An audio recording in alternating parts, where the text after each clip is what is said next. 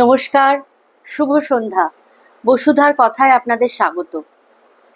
আজকে শান্তিনিকেতনের একটি প্রবন্ধ আপনাদের সামনে পড়ে শোনাবো, কিন্তু তার আগে একটা মজার বিষয় নিয়ে একটু আলোচনা করি।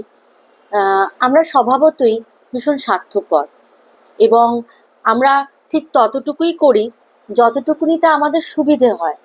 অর্থাৎ আমি একটু, যাকে ইংরেজিতে বলে ওয়াকিং দ্যাট এক্সট্রা মাইলস, এইরকম কিছু করে কাউকে ভালোবাসা, সেটা আজকাল আস্তে আস্তে কমে যাচ্ছে। আমরা করি না তা নয়, কিন্তু সেটা মানুষ বুঝে এবং সেখানে আমার কতটা কমফর্ট জোন আছে, কতটা আমার স্বার্থ আছে এবং কতটা করলে আমার মানে সুবিধে, ইমেজ এগুলো ভালো থাকবে। এবং সেটা আমরা ঈশ্বরের ক্ষেত্রেও করে থাকি, যে কতটুকুনি করলে আমার স্যাটিসফ্যাকশন হবে এবং কতটুকুনি করলে আমার রদ দেখা কলা বেচা দুটোই হবে, যে আমি একটা কিছু করলামও আর আমাকে খুব একটা আবার আমার কমফর্ট জোনের বাইরে বেরোতে হলো না।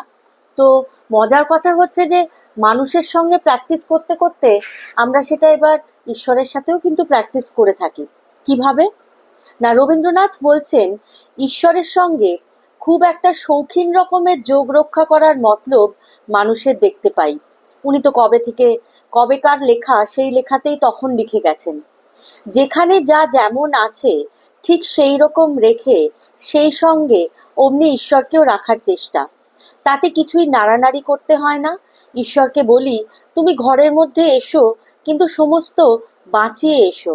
দেখো, আমার কাঁচের ফুলদানিটা যেন না পড়ে যায়। ঘরের নানা স্থানে যে নানা পুতুল সাজিয়ে রেখেছি, তার কোনোটা যেন ঘা লেগে ভেঙে না যায়। এ আসনটায় বসো না, এটাতে আমার অমুক বসে। এ জায়গায় নয়, এখানে আমি অমুক কাজ করে থাকি। এ ঘর নয়, এ আমার অমুকের জন্য সাজিয়ে রাখছি। এই করতে করতে সবচেয়ে কম জায়গা এবং সবচেয়ে অনাবশ্যক স্থানটাই আমরা তার জন্য ছেড়ে দিই। মনে আছে, আমার পিতার কোনো ভৃত্যের কাছে ছেলেবেলায় আমরা গল্প শুনেছি যে সে যখন পুরী তীর্থে গেছিল, তখন তার মহা ভাবনা পড়েছিল যে সে জগন্নাথকে কি দেবে। তাকে যা দেবে সে তো কখনোই সে আর ভোগ করতে পারবে না। সেই জন্যই সে যে জিনিসের কথাই মনে করে, কোনোটাই তার দিতে আর মন সরে না। যাতে তার অল্পমাত্রও লোভ আছে, সেটাতেও সে চিরদিনের মতো দেবার কথায় তার মন আকুল করে তোলে। শেষকালে বিস্তর ভেবে সে জগন্নাথকে বিলিতি বেগুন দিয়ে এলো। কেন না, বিলিতি বেগুন সে নিজে খায় না। এই ফলটিতেই সে লোভ সব থেকে কম ছিল। আমরাও ঈশ্বরের জন্য কেবলমাত্র সেইটুকু ছাড়তে চাই যেটুকুতে আমাদের সবচেয়ে কম লোভ, যেটুকু আমাদের নিতান্ত উদ্বৃত্তের উদ্বৃত্ত। ঈশ্বরের নাম গাথা দু একটা মন্ত্রপাঠ করা গেল, দুটি একটি সঙ্গীত শোনা গেল, যারা বেশ ভালো বক্তৃতা করতে পারেন তাদের কাছ থেকে নিয়মিত বক্তৃতা শোনা গেল। বললুম, বেশ হলো, মনটা এখন বেশ পবিত্র ঠেকছে, আমি ঈশ্বরের উপাসনা করলুম। একেই আমরা বলি উপাসনা। যখন বিদ্যার, ধনের বা মানুষের উপাসনা করি, তখন সেটা এত সহজ উপাসনা হয় না। তখন উপাসনা যে কাকে বলে তা বুঝতে বাকি থাকে না। কেবল ঈশ্বরের উপাসনাটাই হচ্ছে সব উপাসনার মধ্যে সবচেয়ে বড় ফাঁকি। এর মানে আর কিছুই নয়, নিজের অংশটাকেই সবচেয়ে বড় করে আমরা ঘের দিয়ে ঈশ্বরকে এক পাই অংশের শরিক করি এবং মনে করি আমার সকল দিক রক্ষা হলো। আমাদের দেশে একটা কথা প্রচলিত আছে যে যাতে দুই লোকেরই সাধনা হয় মানুষের, সেই চাতুরী কিন্তু চাতুরী। কিন্তু চাতুরী যে দুই লোক রক্ষার ভার নেয়, শেষকালে সে ওই দুই লোকের মধ্যে একটি লোকের কথা ভুলতে থাকে, তার চাতুরী ঘুচে যায়।